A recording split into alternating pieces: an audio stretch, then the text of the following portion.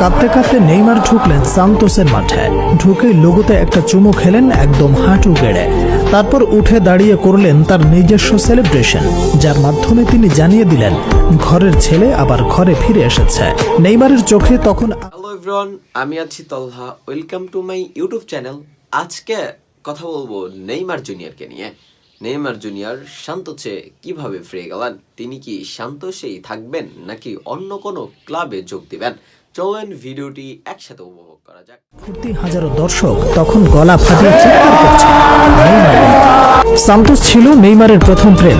লোকে বলে প্রথম প্রেম নাকি ভোলা যায় না। নেইমারও মনে হয় সেটা ভুলতে পারলেন না। তাই তো আজ সান্তোসে ফিরে তিনি আবারও আবেগে ভেসে গেলেন। বলেই দিলেন, আজ আবার আমি আমার মায়ের কোলে ফিরলাম।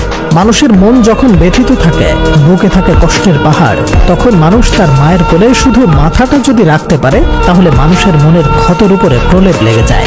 নেইমার তো একজন ব্যথিত মানুষ।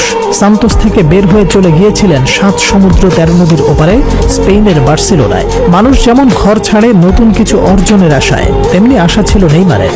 কিন্তু এই শহর আমাকে দেয়নি কিছুই, শুধু তোমাকে ছাড়া গানের লাইনের মতো করে বলতে হয়, ইউরোপ নেইমারকে দেয়নি কিছুই, শুধু ইনজুরি আর অবহেলা ছাড়া। বার্সেলোনায় থাকতে নিজের মূল্যায়ন পাননি তিনি। অভিমান করে চলে গিয়েছিলেন প্যারিসে। সেখানে গভীরে পদ্ম ফুল ছিলেন নেইমার। প্যারিসের মতো ইতিহাস ঐতিহ্যহীন এক দলকে নিয়ে গিয়েছিলেন চ্যাম্পিয়ন্স লিগের ফাইনালে, কিন্তু চূড়ান্ত সফল আর হতে পারলেন না তিনি। এরপর গেলেন সৌদি আরবে, কিন্তু সেখানে গিয়ে 1 বছরেও খেলা হলো না পুরো একটা ম্যাচ। নেইমার সান্তোস ছাড়ার সময় কথা দিয়েছিলেন তিনি আবারও ফিরে আসবেন। নেইমার ফিরে আসলেন, সাথে করে নিয়ে আসলেন বুক ভরা দুঃখ।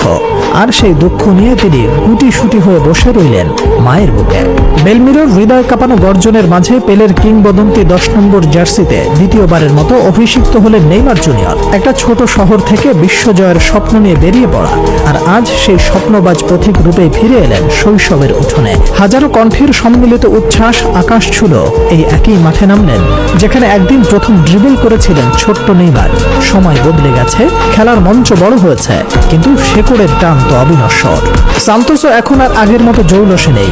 বুড়ো হয়ে যাওয়া মায়ের মতো এখন সান্তোসও হাজারটা রোগ নিয়ে পড়ে আছে। এখন নেইমারের কাঁধে দায়িত্ব।